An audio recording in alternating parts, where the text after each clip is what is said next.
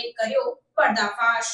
વડોદરાના તાલુકા police station વિસ્તારમાં આવતા લક્ષ્મીપુરા ગામમાં ખોડિયારનગર સ્મશાન પાસેથી વિદેશી દારૂના વેપલાનો સ્ટેટ મોનિટરિંગ સેલે પર્દાફાશ કર્યો છે।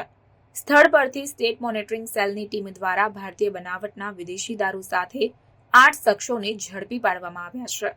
આરોપીઓને તાલુકા પોલીસને સોંપીને વધુ તપાસ શરૂ કરાઈ છે। ત્યારે આ ઉપરાંત દારૂ સપ્લાય કરનાર 3 શખ્સોને વોન્ટેડ જાહેર કરાયા છે।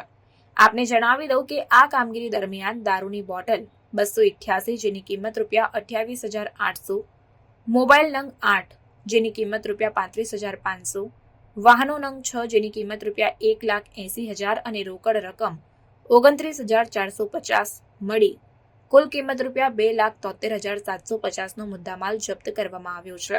જ્યારે ઝડપાયેલા આરોપીઓની જો વાત કરીએ તો હિતેશ ઠાકોરભાઈ માળી, વિક્રમ રસિકભાઈ વાઘેલા, ઉમેશકુમાર સુરેશભાઈ પટેલ, અજયભાઈ ભીખાભાઈ સોલંકી, અજય પૂનમભાઈ માળી, વિજય રમેશભાઈ માળી, ગોપાલ શનાભાઈ દેવી પૂજક અને મેહુલ જયેન્દ્રભાઈ ગોહિલ આ તમામ આરોપીઓની ધરપકડ કરી લેવામાં આવી છે।